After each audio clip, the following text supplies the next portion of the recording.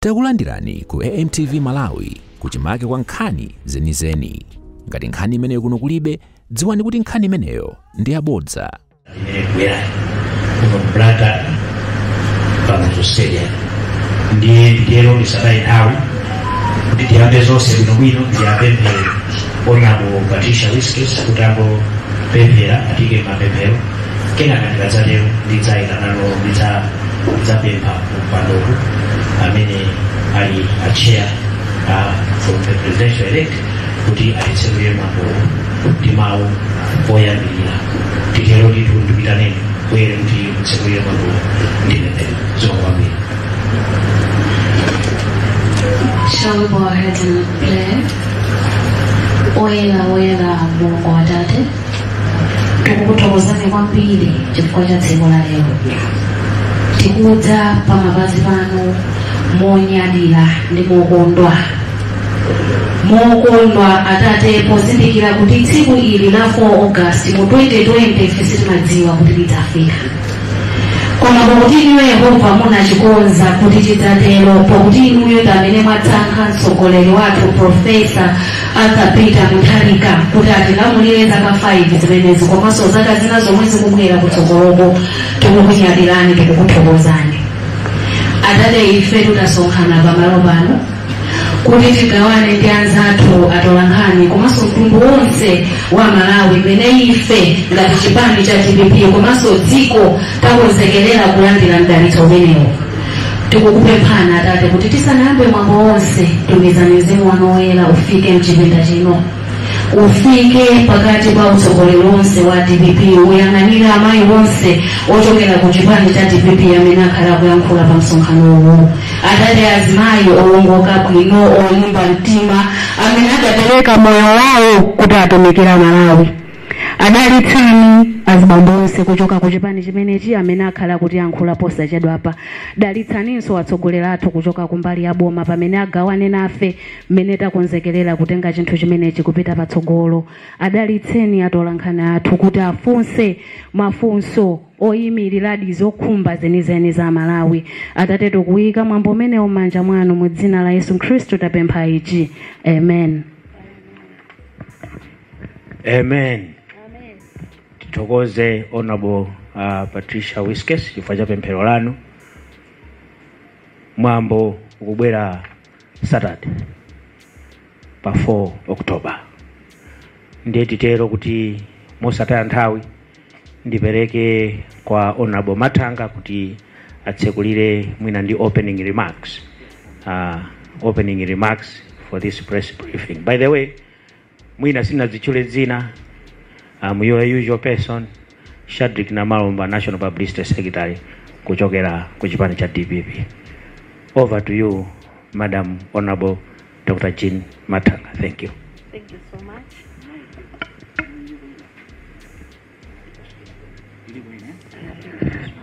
Okay.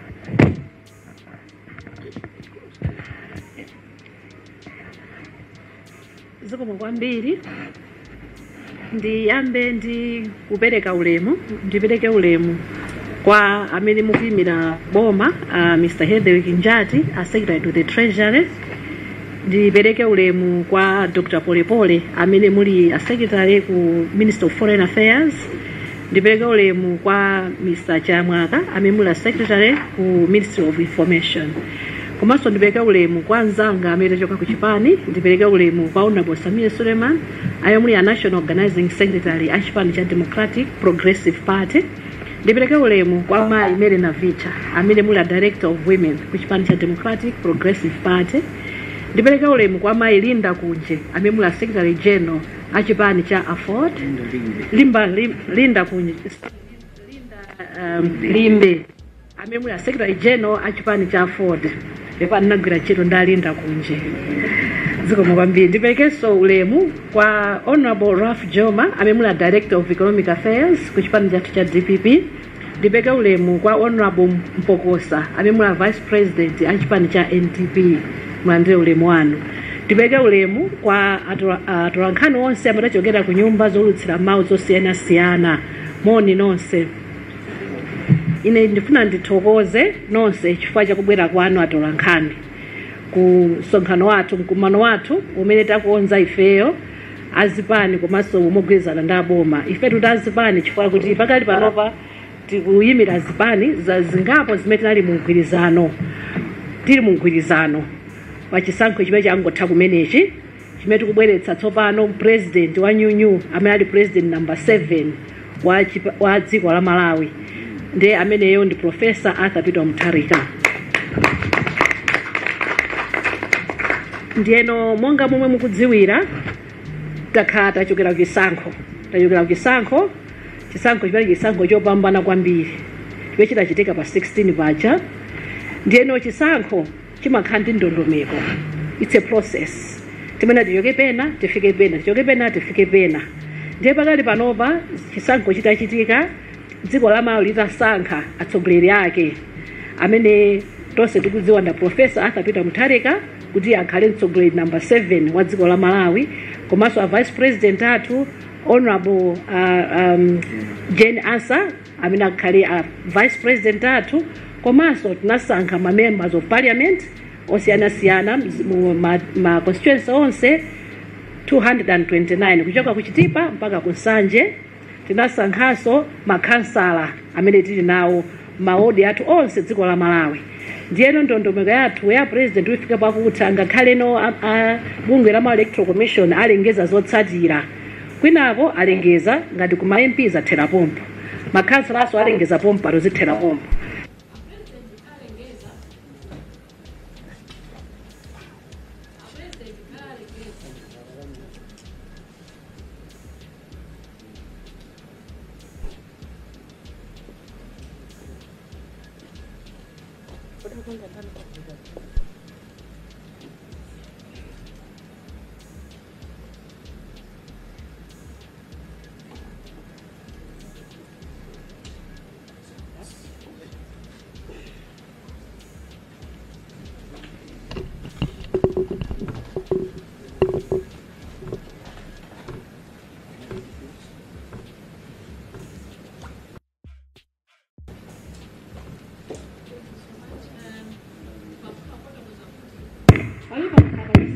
President Malawi Electoral Commission chairman aja akalengeza zotsatira kumafunika be mwambo wina otsatira kuti president athu aja alumbire komanso timakhala ndi ndondomeko mngizungu amati inauguration kapena kudzoza kuti adzozedwe kuti aonda president a dziko la Malawi komanso ndi wamkulu woyang'anira asilikali ankhondo. Ndi zimene zichitika pa 4 pakubwerapa imene ikhaso ngati stage ina yomalizano kuti timalizitse tikwangule pa nkhani ya chisankho cha president timene tikamalizire pamene popo. Ndiyeno kukonzekera zimenezo kunakhazikitsidwa komiti imene kuyang'anira program imeneyo ndondomeko imeneyo yakudzozedwa kwa president komanso kulumbiritsidwa kwa president. Ndiye komiti imeneyo inakhazikitsidwa ndi anthu amene akuchokera ku boma Malawi government komanso oyimira zipani amene tikuyimirano atsogoleri athu a Professor Arthur Peter Mutharika ku chipani cha DPP komanso sinalekere pompo amene tili mu mgwirizano ngati chipani cha Afford, chipani cha Left komanso chipani cha NDP tinakhala limodzi ngati part of the committee yokonzekera chisangalalo chimenechi. Ndi chisangalalo chimenechi monga mwamvera ndichoti tionetsetse kuna kuti zonse ziyende bwino timene kugwirana ife akuboma komanso ife akuchipani kuti program ikhale yokomera wina aliyense. Ndiye kutsogolo kwanu kuno lero kuli akubomawo ndafotokoza kale ma PS athu 3 ali pano komanso anthu amene tili mu committee amene amene ali chairperson wa transport committee. Tili ndi Bambo Raf Joma amene ali chairperson wa finance committee komanso mai Mirena Vicha amene ali chairperson wa accommodation and food komanso ine ndemwe ndikuyang'anira protocol committee komanso tili ma committee ena amene sinatokhala nawo pano komano tili ndi entertainment tinawo limodzi maimpokosatu amenepo komanso tili ndi ma committee ena a media security imenenso ilipo mpano.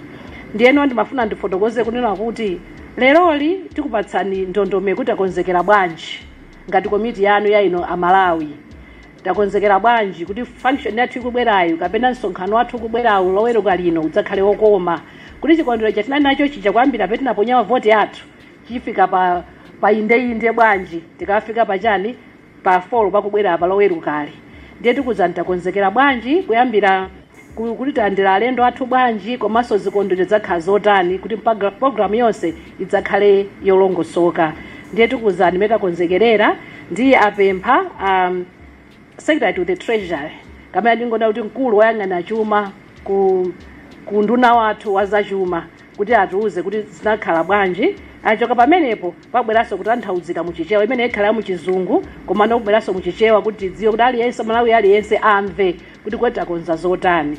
Tikamaliza pamenepo tipereka mwayi kuti atolankhani mutha kufunsa mafunso ndipo nganafotokozera muja akuluakulu amene akuyang'ana makomiti osiyanasiyana alipo mpano akhalanso akuyankha mafunso aja kuti tikhale okhutira kuti kufika lowerukali tikhale okondwa ngati mtundu wa Malawi ziwongwa ambiri nonse pachomvetsera panopa ndapemphe bambo Njati kuti atifotokozere mtundu wa Malawi zikomo kwambiri.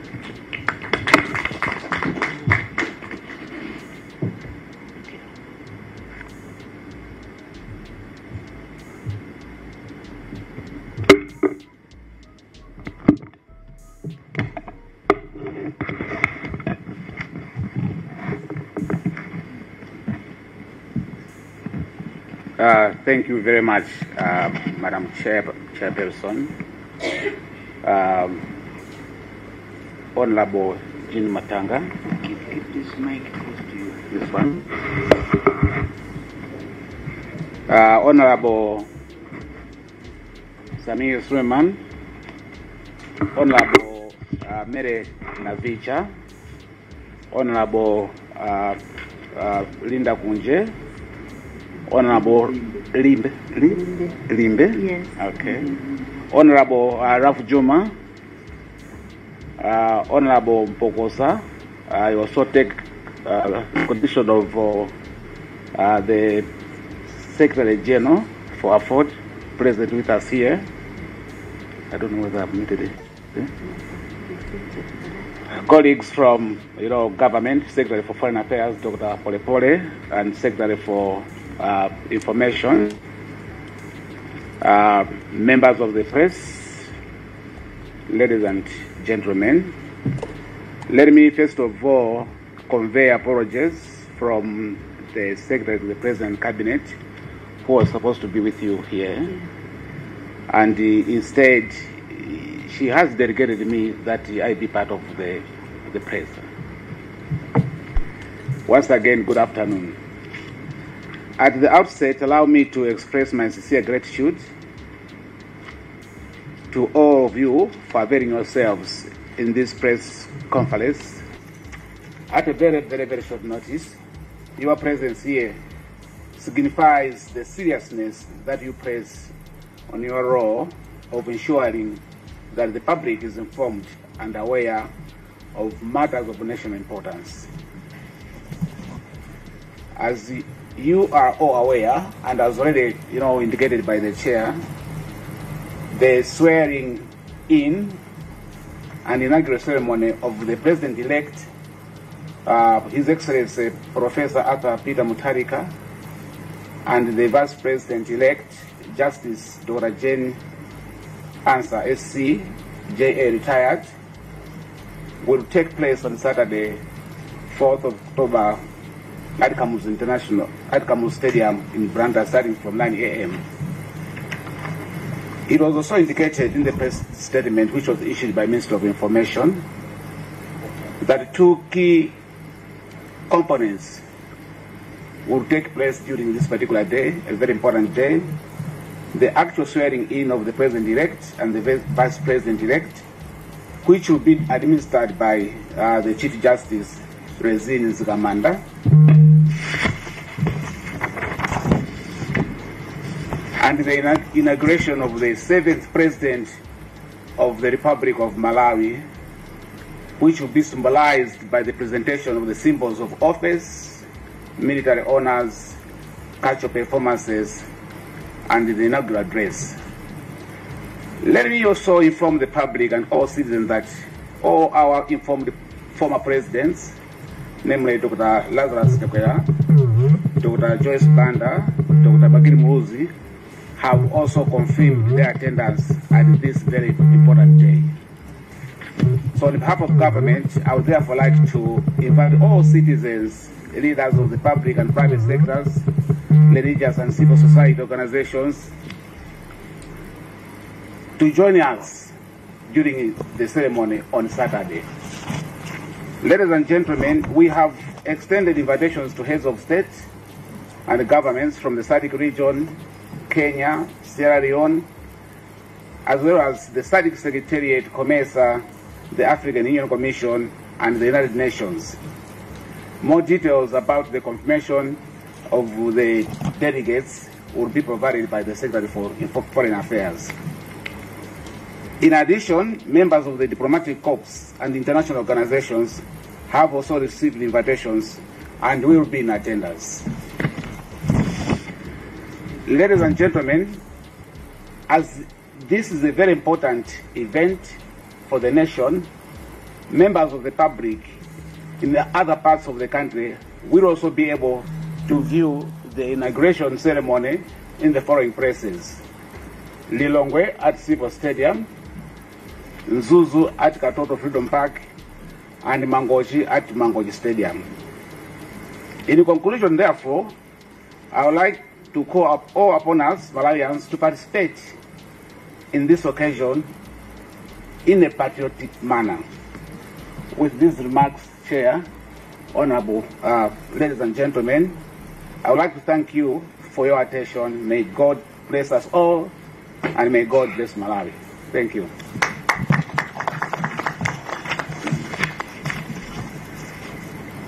Munati ngoka mbapongono peza zambiri wanenakala Chair kuti choyambirira tikuthokozeni popeza nthawi yanu kuti tikhale limodzi pa press briefing iyi kuti tipereke progress zokhudzana ndi kulumbiritsa komanso kudzoza a president athu a number 7 a dziko lino.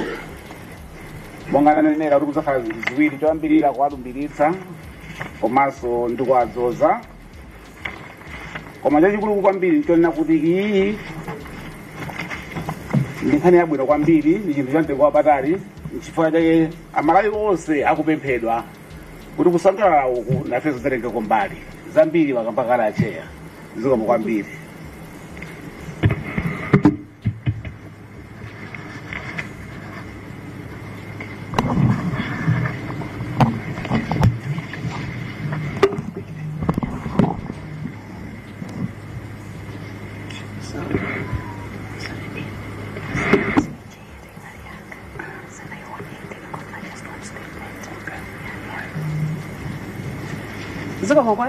I think before we hand the microphone to other members of the panel,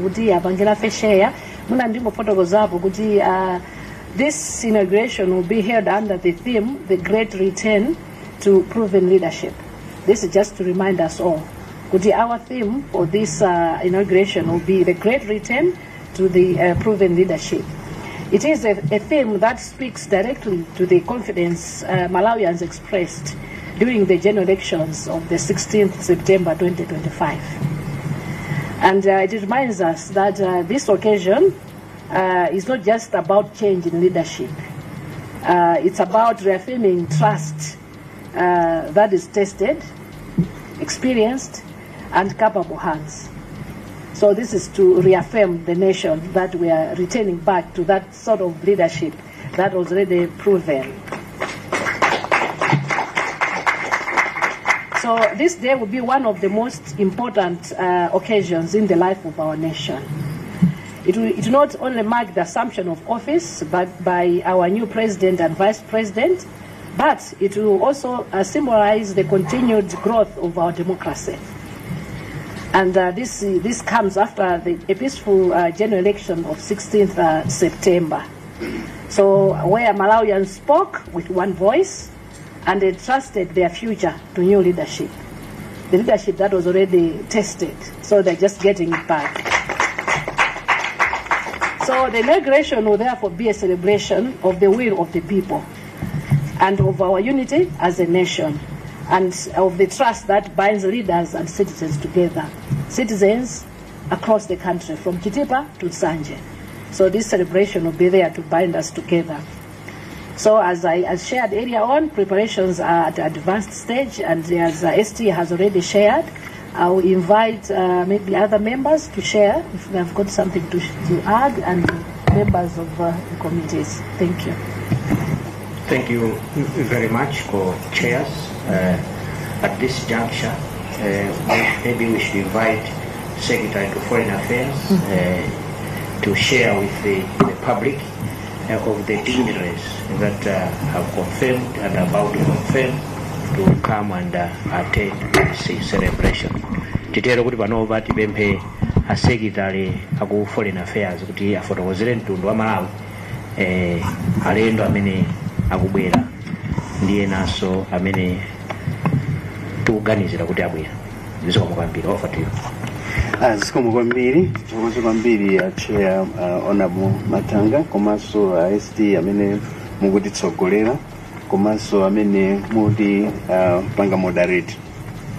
Ndizoona ndingowe ikilapo ndemanga pa nkhani imene anafotokoza Secretary to Treasury kunena kuti tikukonzekera tinayitana onse ma members a SADC kuti kudzakhala mwambo umenewu. Poyambirira tinawuza ndi tikoyambira kwenikweni kuti kudzakhala masankho, ndipo masankho atachitika tinafotokozeranso ma members onse a SADC. Powonjezera popo monga mmene anafotokozera ST kuti anatchulapo Sierra Leone komanso anatchulapo Kenya. Izi zikungosonyeza nena kuti tinayitana mtsogoleri amene akutsogolera bungwe la ECOWAS komanso mtsogoleri amene akutsogolera the East Africa Community. Ndi ndondomeko yonse toto imene tinayitana atsogoleri onena adakhoza kubwera kudzakhala nawo ndife pa chisangalalo chimenechi anakwana 17. Pa 17 pamene popo ena poyambirira pamene tinawuza nena kuti tidzakhala ndi mwambo umene uwu anaonetsa ndatibwera, koma panopa pamene ndikulankhula pano popeza ma confirmations akubwerapo ma confirmations alipo okwana 4.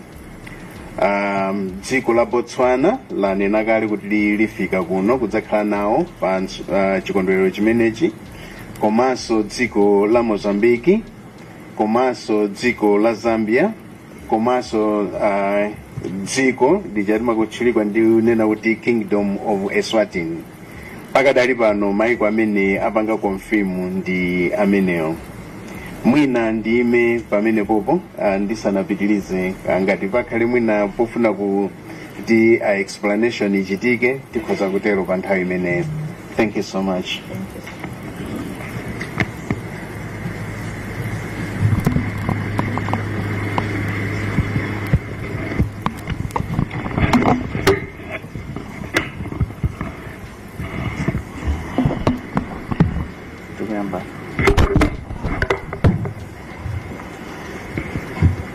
Zikomo kwambiri akuluakulu onse, maulemu onse akhale m'malo mwake.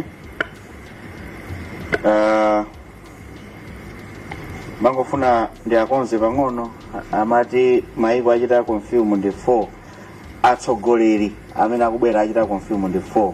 Maiko ena awa kutheka atatumiza mwina ma vice president komanso mwina wayimirira.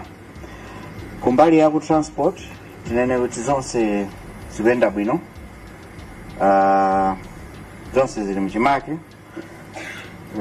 zikuoneka kuti nzathu akuboma mwambo anaweyamba ndithu kukonzekera pakanthawi, ngakhale panali kusintha kwina ndi kwina makamaka kumbali ya venue, koma zonse zagwirana, tikugwiranawo limodzi, tikukonza limodzi. Chimodzi chimene mafuna nene ndichonera kuti tinalandira instructions kuchoka kwa Professor Arthur Peter Mutharika amene anatiuza kuti tapitani mukhale nawo limodzi. Ndikufuna kuti musachuluse zochitika makamaka ku nkhani ya ndalama. Dziko lathu tikulira kale, dziko liatisira pa moto. Tapitani mukaone kuti pamene mungathe kupanga save ndalama ya misonkho mukayesese kuti function ikhale yabwino koma ikhalenso yoti tisaonongepo chuma kwambiri. Zimene tikusatira panopa kuti tionesese kuti zitheke zonse muno bwino, mwambo onse ukhale wabwino, koma kuononga kwathu kwa ndalama kukhalenso kuwaganizira Amalawi. Izi zimene tikupanga m'makomiti onse, I think zinazo anena okha macheya. Koma kumbali ya transport Malawi ndithu konzekani kuti Saturday tikhala ni mwambo okoma ndithu pa Chichiri Stadium. Ine ndilekezeka ipopo ndiapase soma yanzangawa kuti nawo anenepo mawu amodzi kapena awiri.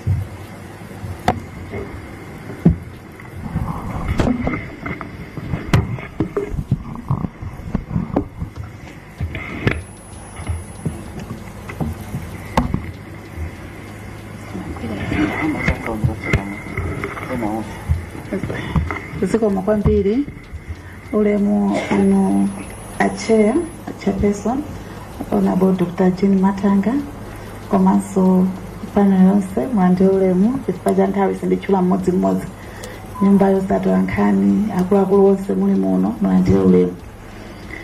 Inenso mongani nakale amene akutitsogolera kuti ndamene ndikutsogolera committee ya food and accommodation. Ndimafuna nditsimikizire mtundu wa Malawi kuona kuti tikugwira ntchito iyi mosatopa usiku ndi usana kuonetsetsa kuti china chilichonse chikhale mchimake. Mulendo akamabwera pa khomo chinthu choyambirira chimene amafuna ndi chakudya komanso malo ogona. Tikatero timati tamulandira bwino mulendo. Nditsimikizeni Amalawi kuti anthu anu amene tikutsogolo mwatituma situchititsani manyazi. Alendo onse takonzekera bwino kuyambira ma president amene akuchoka maiko osiyana ngakhale iwo owayimirira komanso anzathu amene akuchoka muzigawo zonse kuchoka ku Northern, Central, Eastern region ngakhalenso kuno takonzekera bwino. Mukudziwa ifeyo chipani cha DPP kapena kuti boma limene likutsogoledwa ndi chipani cha DPP limakhulupirira kuti pasakhale sankho kapena kusalana maregion kapena mitundu. Kumeneku ku Kamuzu Stadium mukaona alendo ochoka kumpoto ndi magule yawo amene talandira tiasamala, amene gule wankulu kuchoka ku Central region ukhotakota uko amene tiwalandire tiwasamala, komanso chopa kuchoka ku Phalombe akhalanso kumeneko tiwalandira tiwasamala ndi dziko lonse. Komanso taitana alendo ena akuluakulu aboma ma former speakers akubweranso mu mwambo waukulu umenewu. Ichi chili mangofuna ndipereke chithunzithunzi chifukwa chona kuti nthawi zina anthu timaganiza kuti mwina poti president wachoka ku Southern region ndi kuti tingoyang'ana za Southern region. Ayi, komanso mwamva cheya kukamba kuti kumeneko kukhalanso ndondomeko yapaderadera kumene anthu akasonkhane pa Civil Stadium, kumene akasonkhane pa Katoto kakhale ma big screen, kumene anthu akakhalenso akuonera mwambo. Choncho Amalawi kumphepo zonse zinayi dziko lonse chilandireni chinthu ichi ndi chimwemwe, chinthu chimene tinachiyembekezera nthawi yayitali. Mulungu watipatsa president wathu wafika, President Professor Arthur Peter Mutharika, ndipo tsiku limene pamene akulumbira akulowa mu office kuti agwire ntchito. President amene wakonzeka kuyankha mafunso amene Amalawi tinali nawo. 3 days 4 days yokhayi nditsimikizire nyumba ino ndi dziko lonse mphepo imene ikumba kunjako njachilendo ati tivomere tizinena zona mphepo yasintha. Amalawi timakhala ngati china chake chatitsamira koma tapepukidwa tsopano kungolowa adadi pampando dziko lasintha ndithu. Tikupuma bwino fiwero wakweradzana tikumvetsetsa kumene tikuchokera zikonzeka zinazo sitikuyankhula zonsezo koma Amalawi tikumvetsetsa kuti yayi ambuye zikomo ndi dati ndikukhulupirira kuti akonzeka kuti gwira ntchito yabwino imeneyi. Committee ya food and accommodation yakonzeka kugwira zikomo kwambiri.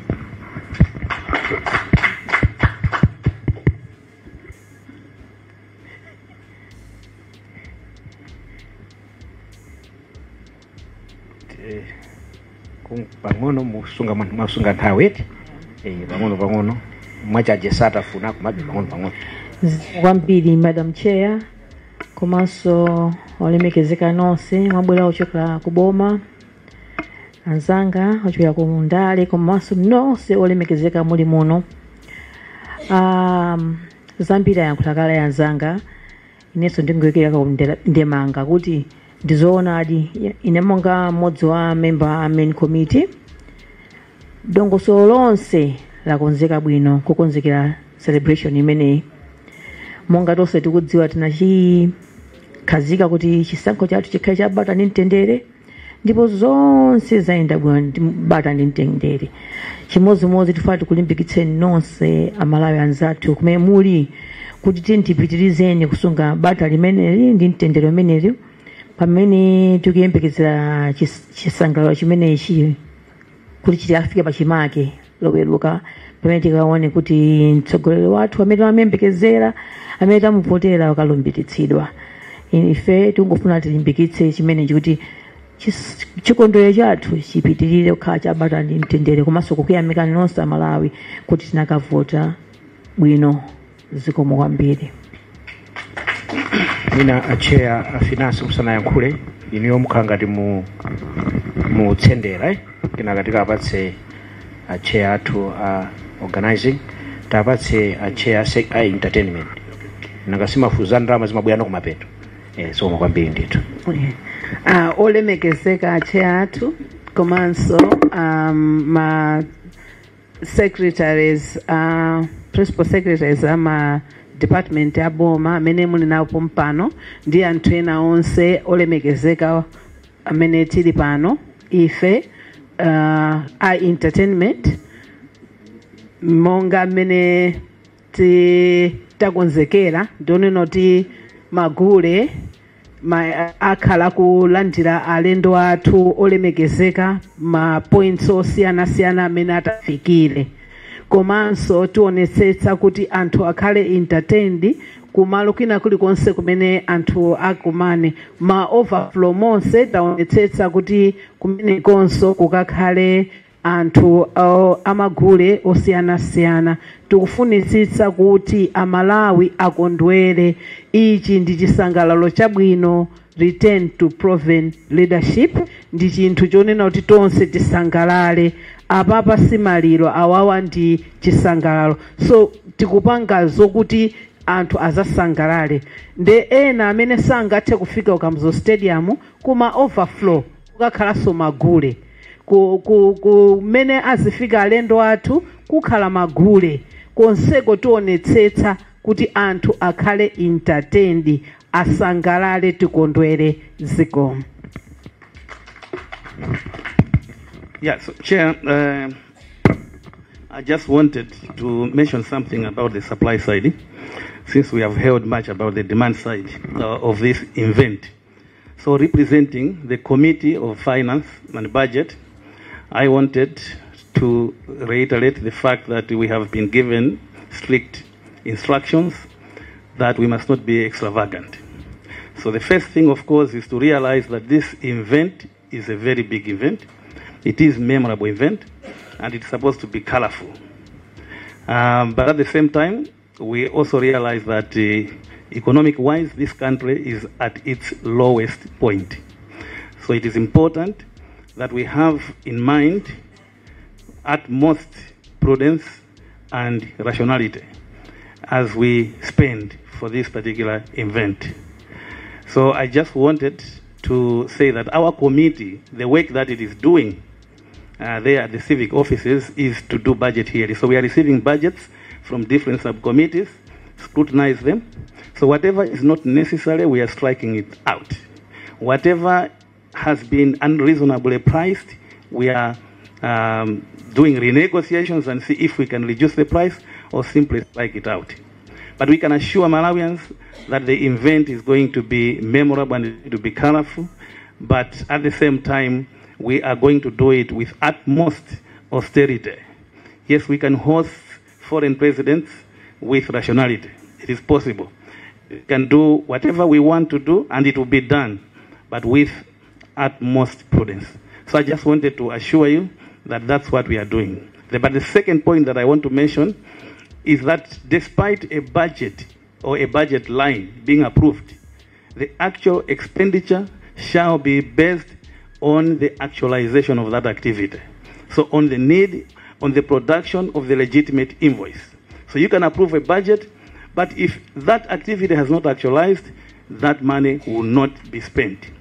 The last point, Chair, what I want to mention is that all expenditures for this event shall be subjected to audit at the end of it all. Thank you very much.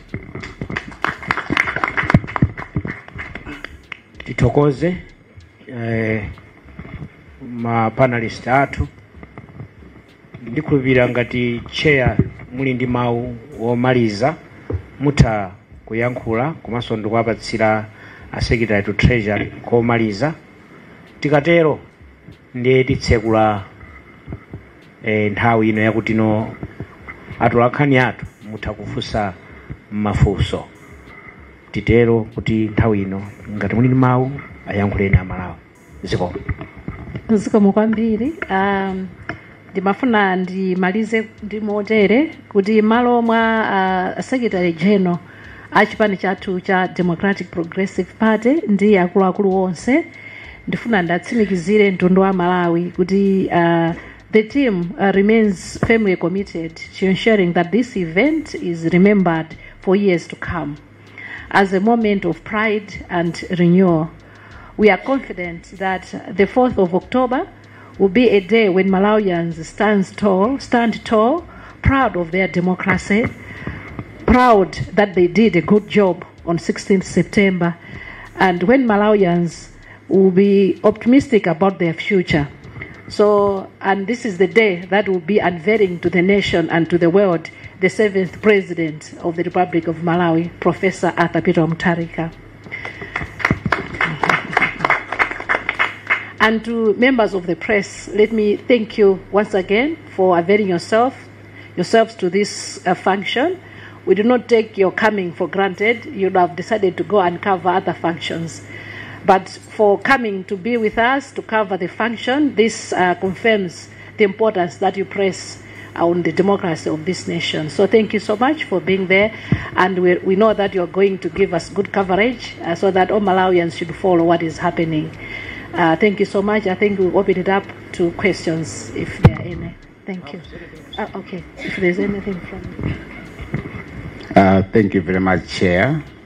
And again, to echo, the appreciation from members of the press.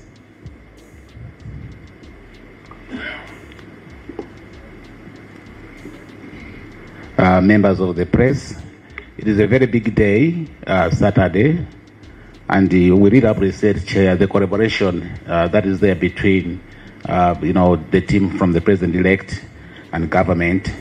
It has been a very, very, important task, very, very, very useful collaboration, and hence this success. Otherwise, I don't have much to say, Chair. Zikomo kwambiri. Tsopano titha kuyamba kufunsa mafunso. Mwina mongo kuombera mkota. Mudzibwera, okay, kuombera mkota. Kuti chisangalalo chathu tikuchisangalalira kuti tikubwereranso kutsogoleri waluntha utsogoleri wodziwa kugwira ntchito, wodziwa kuti Amalawi mavuto awo ndi awo, kudziwa kuti kudziko kuno kuli njala ndikuthana nayo njalayo, kudziwa kuti kudziko kuno tikusowa ndalama zakunja ndikuthana nawo mavuto kusowa kwa ndalama zakunjako forex ija ndikumapezeka, kudziwa kuti kudziko kuno makolo akuvutika chifukwa choti school fees sakumayipeza, ana akumabwezedwa usukulu kuthetsa kuti ana asamalipira, makolo asamalipira school fees zikhala yaulere. Izi ndi zimene tikakhala tikusangalalira, ndi zimenenso Amalawi anavotera. Tikamanena kuti a great return to proven leadership, transforming Malawi through a people-centered government, ndi imene tikunenera mutonse pamodzi kugwirira ntchito limodzi kuti tikakonzenso Malawi. Ndi mawu amenewa mundilole tsopano ngati pali mafunso ena ndikaona zinde kuti no zimene afotokoza atsogoleri athu ndiye kuti zili bwino zonsezo zamveka. Koma ngati pena pake sipanamveke bwinobwino muzibwera mmodzimodzi titeronso kuti mafunsowa lizikhalako limodzi osayika kathumba kamafunso kamakhala ngati kakusokoneza. Sono mmodzi limene lili burning mubwere nalo mufunse Amalawi na akumveni komanso akuluakulu athu atithandizire kuyankha. Ndiye mudzibwera utsogolo kuno. You introduce your name and then you ask your question. Thank you very much. I will start with Aubi from Zodiac. Yes, over to you. Thank you so much, Honorable. Funso langa alikupita ku Secretary to Treasury komanso ndiye kuti ndi Finance Committee. Timafuna mwina mutatipatsa ngati nkotheka ma figures kuti ndi ndalama zingati zimene mukugwiritsa ntchito zimene mwapanga budget kuti zigwire ntchito pa mwambo umenewo. Ma figures wo sitidawamve mwina mutati pangira clarify kuti ndi zingati zimene zigwira ntchito. A chair aku finance kuchoka ku Chipani munanena kuti muonetsetsa kuti ndalama zikugwira ntchito moyenera. Mafunanso mutatipangira clarify kuti kapena ku Chipani so there is a certain amount ya ndalama imene ikugwira ntchito pa mwambo umenewo ngati zili choncho kapena ndalama zake ndi zomwezi zimene zikuchoka kuboma zikoma.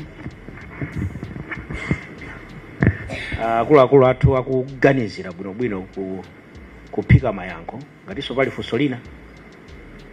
Basi bwerani. This will be the first press briefing where we don't have a lot of demand for questions. Over. Yeah. Ndine Gondwani Gamiala, Nation Publications Limited. Honorable Suleiman anapanga mention kuti panali changes in the venue. Nimangofuna kumva kuti poyamba chimaini akukhala kuti andasintha chifukwa chani. Chair, you will guide how these questions will be responded. So over to you, Chair. Thank you. Thank you so much.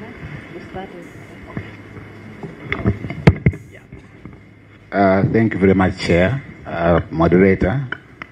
The question about the budget for the function, for now, we may not be able to give you the exact figure because of the so many things that have changed. I think you heard that at first the venue was in Lilongwe, and hence I did communicate that there's a budget team which is also reviewing the budget. So for now, it may be a bit quickly to give up the figure, but I think the figure will be made available once the team has concluded its task.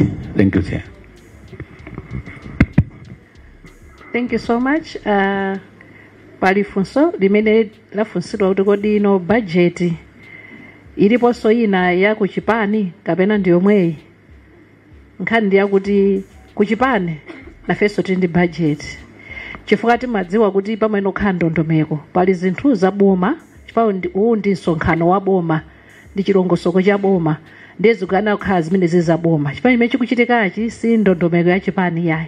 Nafotokoza kale kuti nkhani ya chisankho ya president makafika mpaka ku inauguration komanso kulumbiritsidwa zimenezo ndi za boma. Ndi amene akwenda kuti azitumikire apereke ku budget yake ndalama zake ndi ya boma. Komano kumakhala mbali ina imene Achipani afuna kuti anthu athu otitsatira tufuna abwere achoke konse kunsanje mpaka kuchitipa abwere adzagone ku manamba ake ndi awa adzagone pakuti adzatani zimenezo sungatenge kuzunjika pa boma ndi kusokoneza kuja zimenezo tikupanga tokha ngati Achipani. Timafuna ndikunikire pamenepo ndithu. Ndiye zili zonse mafotokozera atsogoleri athu Bambo Juma kuti kudzakhala audit yo idzaonedwa ndithu mudzaona ndithu kuti zizi malaini onse am budget mwadzakhala kukudzali ndi zabomazo koma zokhudza za Chipani simudzaziona zimene zakhala tazilani tazitumikira tokha. Ndiye mukamaona mwina Saturday mudzaona mwina magali moto onyamula anthu a Chipani ngachapsitsaganiza kuti ndi aboma amene apereka ndalama zimene zizo ndi zatokha za Chipani. Ndafuna ndiunikire pamenepo. Ndiye no pali nkhani ina kukamba nkhani ya venue anafotokozapo honorable kuno kuti venue ya Millia inali ku Lilongwe imene inali ku Lilongwe tifotokozere choncho inali ku Bingu National Stadium ndiyeno yasintha kubwera ku Blantyre ku Kamuzu Stadium. Palibe chifukwa chenicheni chimene chapangitsidwa imeneyoyo amasankha a president elect kunena kuti ndimafuna kuti msonkhano wangu ukhalire kuti ndiyeno palibe kuti tiganize mwa deep kuti chifukwa chani iyayi ndikusintha basa president angoona kuti pakali panopa poni tidakali ku Blantyre kuno monditengenso mdipiti wanga ndipite ku Lilongwe bwanji tingomaliziratu zino kunoko komanso majaji athu a high court ku headquarters kwawo ndikuti ndiku Blantyre kuno ndi afotokozayo zambiri kufunisisa ndithu boma kuti zambiri tidule makosti tichepetse ndalamazi ndipo pamene tingathe kudulapo tidule ndiye majaji athu angochoka athaso azitavuta satha kuyenda pafupi pompa pachichiri pompa akatero tikalumbitsanso pachani pafupi pompa sipafunika no kuononga ndalama zambiri ndichifukwa dzatero kuti akhale kuno a president athu ali ku Blantyre konkuno zonse zingochitika kunoko mwachangu zikomo kwambiri. Mwina akuboma kungopanga assure the nation kuti kuchipani sikudabwere ma request kupita kuboma kuti ino pa budget imeneyo kuli za chipani a secretary to treasury kuti amalawi adziwe kuti mwambowu za chipani zili pa chipani kunyamula anthu katitenga ku constituency kwathu izo ndi zathu za ife ku chipani za boma ndi za boma. Mungu apanga assure amalawi kuti adziwe zimenezo zomwe kwambiri. Chair, moderator, I think as presented by the chair, the collaboration which is there between government and the team for the president-elect is basically to appreciate the flow of logistics, the flow of events, not necessarily to take resources from the budget to the party. It's basically how for instance, entertainment is in the bunch. Is for ndama zoyiruka bunch. Is the Josebo, is the Gebo. So it's basically trying to agree on the flow of events. Thank you very much. Tikatero ndiye kuti tafika kumapeto. Tikuthokozeni nonse amalawi amene mwakhala mukutitsatira masamba osiyana kuli siningachule mwina ndikachula pano ndi wala mwina nyumba ina ndi ndikhala ngati ndalakwitsa koma nonse amene muna joina ndikumatimvera ndikumva kuti takonzekera bwanji mwambo wa pa 4 October wa Saturday ikubwerayi wolumbiritsa president wanu mwamusankha nokha kuchokera ku Chitipa mpaka na kukafika ku Nsanje kuchokeranso ku Salima mpaka na ku Mchinji kamodzi ndi kamodzi osatiso kubwereza yayi. Tikufuna tikuthokozeni munali pamenepo. Saturday tieni ku stadium kumwina chair sina fotokoze ku stadium kuja kuntunda kuja analetsa kumene kuja ndi mmene mujamo mwina anthu okalowa mmene muja akakhala ochepa kuli bwino kulawirira ngati ufuna ukalowe mu stadium koma ngakhale kuti sunalowe mu stadium panja paja paliso malo oti inoti tokakhala koma tonse tiye ntibwere mwambo uzayamba 9 koloko mamawa ndi kaya kumangochi stadium tiye tikafike ndi mwachangu 9 koloko kaya mkulilongwe ku Sivo tikafike mwachangu 9 koloko kunzuzuso chimodzimodzi titero kuti metatero mutafika kumapeto ngati pakhaleso zina zimeneno akulu athu awa ali ndi zotanga yankhuleso ku mtundu wa Malawi. We will also quickly organize a press briefing with you kuti sotauze amalawi koma tikuthokozeni padakali panopa Mulungu akudalitseni nonse. Tinayamba ndi pemphero zimakhala sobwino kumalizitsa ndi pemphero titero kuti honorable Whiskers bwerani mpemphere kenaka titero kuti tikwangule zikomo kwambiri. Mundilole kuti ndayitane honorable Whiskers kuti atipempherere zikomo kwambiri. Osayiwala kupanga subscribe ku channel ya AMTV Malawi.